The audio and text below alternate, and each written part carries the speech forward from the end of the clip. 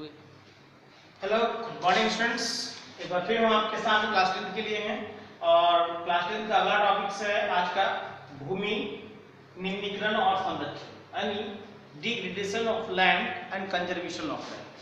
भूमि की निम्नीकरण का मतलब क्या होता है? निम्नीकरण का मतलब होता है भूमि की उपजाऊपन क्षमता का कम, यानी भूमि की उपजाऊ क्षमता जो है कम है, ठीक है। और संरक्षण का मतलब हो गया उसी को कि हम उसको बचा लें, यानी भूमि की उपजाऊपन क्षमता को बचा लें। अब स्टूडेंट सोचने वाली बात है कि इसकी क्या आवश्यकता है, हम इतना क्यों माथा झेल रहे हैं, भूमि की निम्नीकरण के बारे में क्यों सोच रहे हैं, उसके संरक्षण करने से हमको क्या फायदा है। तो स्टूडेंट ध्यान रखें, इसलिए मैंने आपको टॉपिक लिखा भूमि का महत्व यानी इंपॉर्टेंस ऑफ। स्टूडेंट्स ध्यान रखिए कि हम अपनी कुल आवश्यकता का अबाउट 95% हिस्सा, कितना 95% हिस्सा भूमि से ही प्राप्त करते हैं। इसीलिए तो पूरे जो यूनिवर्स है, सोलर सिस्टम है, भारत यदि भूमि को, पृथ्वी को एक यूनिक प्लैनेट कहा गया है। कहीं और जीवन है? नहीं है। तो इस धरती से, भूमि से हम 95% वांट्स को पूरा करते हैं। सबसे बड़ी रोटी, कपड़ा और मकान जो रहने के लिए अनिवार्य आवश्यकता है स्टूडेंट्स, इसी धरती से प्राप्त करते हैं। खाने के लिए भोजन, पहनने के लिए कपड़ा जो कपास से मिला, और रहने के लिए घर इसी धरती पर बिल्डिंग बना हुआ है ना। ये घर जो देख रहे हैं है ना, कैमरामैन इस बिल्डिंग को दिखा देंगे घुमा करके, तो देखिए सब घर जो है इसी जगह से मिलता है। और बहुत सारे देखे होंगे, आपका भी घर हो सकता है। तो इसलिए जी हाँ, जहां से हमको इतनी ज्यादा आवश्यकता फुलफिल हो रहा है, तो उसके बारे में तो सोचना हमारा लाजमी है, हमको तो सोचना ही चाहिए। अगर नहीं सोचेंगे इसका मतलब है कि हम आने वाले अपने फ्यूचर को बर्बाद कर रहे हैं।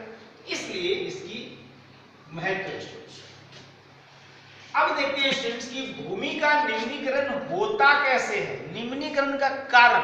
अपने रखे रखे तो भूमि हो नहीं सकता निम्नीकरण, तो निम्नीकरण का कारण मैंने दिखा रखा है। निम्नीकरण के कारण, भूमि निम्नीकरण के कारण, है ना।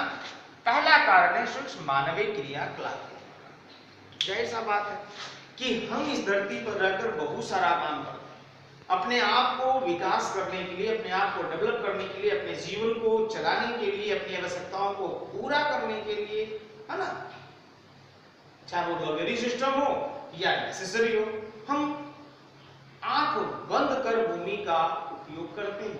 और यही blind use of the earth जो है भूमि का निम्नीकरण का कारण होता है। बिना सोचे समझे हम यूज कर लेते हैं, जिससे भूमि की उपजाऊपन क्षमता कम जाता है। स्टूडेंट ध्यान रहे, तो ये मानवीय क्रियाकलाप का कारण हो गया। आप नहाते हैं, घर धोते हैं, है ना, कीटनाशक दवा का प्रयोग करते हैं, ये सब से भूमि की उपजाऊपन क्षमता, भूमि का निम्नीकरण होता है ना। पढ़ेंगे हम लोग। तो ये सबसे पहले हो गया। वर्तमान समय का अगर डेटा देखें स्टूडेंट, तो जो आपके बुक में दिया हुआ है, लगभग 13 करोड़ हेक्टेयर, 13 करोड़ हेक्टेयर भूमि डिग्रेड हो चुका है, निम्नीकरण हो चुका है। 13 करोड़ वर्तमान समय में 13 करोड़ हेक्टेयर भूमि की निम्नीकरण हो चुकी है, यानी भूमि अनफर्टाइल, उसकी उपजाऊपन क्षमता कम रहा है। चाहे वो किसी कारण से हो, हमारे कारण से भी हो सकता है और नेचुरल कारण से भी है। अब स्टूडेंट्स इसके पीछे और थोड़ी डाटा देखिए। 28% ऐसे हैं जो वन के अंतर्गत भूमि का निम्नीकरण हुआ है। 28% वन के अंतर्गत भूमि का निम्नीकरण हुआ है। 56% जल यानी पानी से इरोजन हुआ है। साइकिल ऑफ इरोजन, अपरदन, कटना, भूमि का कटना, बाढ़ का आना, तेज वर्षा होना, नदियों को तेज गति से बहना, ये सब आता है जल अपरदित। यानी जल अपरदित का मतलब हुआ कि वो भूमि की उपजाऊपन क्षमता को बहा कर लेकर भग जाता है। आपको अगले टॉपिक में हम देखेंगे, जिसमें सीट इरोजन है, नालिका अपरदन है ना, चादर अपरदन है, सारी बात पढ़ेंगे अगले टॉपिक। शेष लवणीय मतलब साल्टी, और यह है बेस, यानी लवणीय तथा क्षारीय सिस्टम में आता है। लवणीय क्या है? अति सिंचित के कारण या बाढ़ के पानी जमा हो जाता है, तो जानते हैं स्टूडेंट्स कि जब पानी जमा हो जाएगा तो पानी तो इवेपोरेट हो गया, लेकिन उसमें जो साल्ट का जो फॉर्म है वो साल्ट जमीन पर धरती पर ही रह जाता है, जिससे वो मिट्टी लवणीय हो जाता है और उसमें जो अर्थवर्म होते हैं, मिट्टी को उपजाऊ बनाने वाली जो कीड़े हैं मर जाते हैं। या किसान क्या करते हैं कि अपने खेतों में खरपतवार को जला देते हैं, आग लगा देते हैं, और जैसे ही आग लगाते हैं तो जो एसेंस है, राख है ना, उस राख से भूमि क्षारीय हो जाता है, यानी भूमि की उपजाऊ क्षमता दोनों स्थिति में कम जाती है। आगे का टॉपिक देखिए, एक और कारण वनों का ह्रास। जिस रफ्तार से अभी आगे मैंने अगले वीडियो में आपको बताया कि पूरी धरती पर 1/3 वन होना चाहिए, लेकिन इतना नहीं है। मेरे पास मात्र कितना था, 18% के आसपास दिया हुआ है। तो वन ह्रास, वनों की कटाई के कारण भूमि डिग्रेड हुआ है। अति पशुचारण के कारण भूमि का जो उपजाऊपन क्षमता गया है, खूब पशु है चरा लेते हैं, उसके मिट्टी के खूड़ या घास का कटना यह हो जाता है, जिससे तेज वर्षा या नदियां आती हैं और ऊपर की मिट्टी को बहाकर लेके चली जाती हैं। खनन, खनन का मतलब हुआ माइंस, खनिज का निकालना।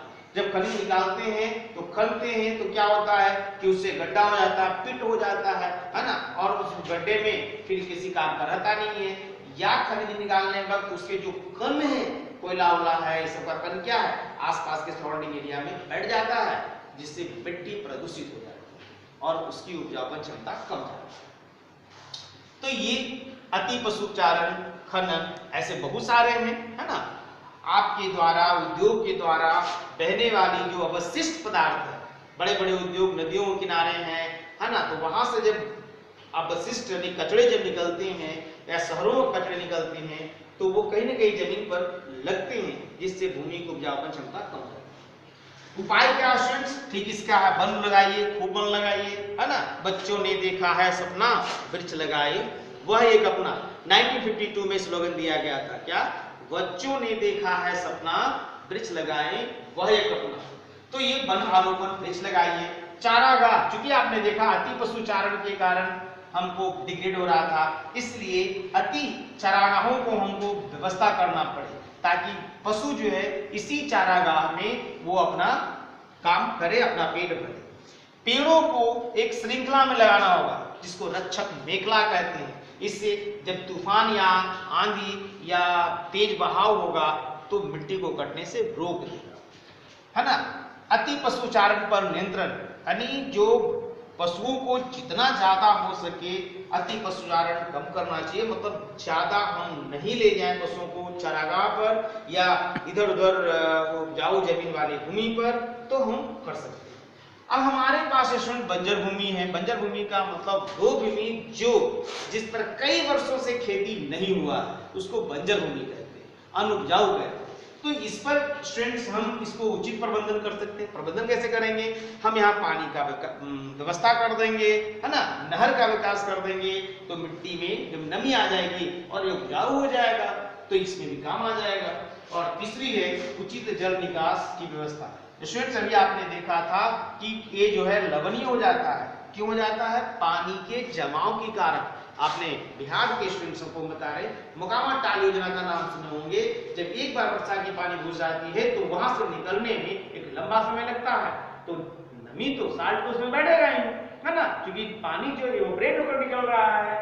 या पंजाब और हरियाणा की बात करें तो अति सिंचाई के कारण भी वहां की भूमि निम्नीकृत हुआ है। तो ये उचित जल निकास की व्यवस्था करना चाहिए। इसके बाद बहुत सारी आप अपने मन से भी आप डाल सकते हैं इसमें कि भूमि की संरक्षण हम कैसे कर सकते हैं स्टूडेंट्स। तो हमारे पास जो भूमि की महत्व थी, ये हमारा धर्म बनता है कि हम इसको संरक्षण करें। और है तरीका, जैसे अगर आप कृषि यदि उद्योग लगाते हैं, उद्योग के जो पानी निकालते हैं उसको परिष्कृत करके निकालें, शुद्धिकरण करके बार बार अगर ऐसा करते हैं तो श्योर हम भूमि की जो अनुपजाऊ क्षमता बढ़ रहा है उसको कम कर सकते हैं, भूमि को की प्रदूषण को रोक सकते हैं, भूमि की उपजाऊ क्षमता को बनाए रख सकते हैं। ठीक है स्टूडेंट्स, फिर हम अगले वीडियो में मिलते हैं। Thank you.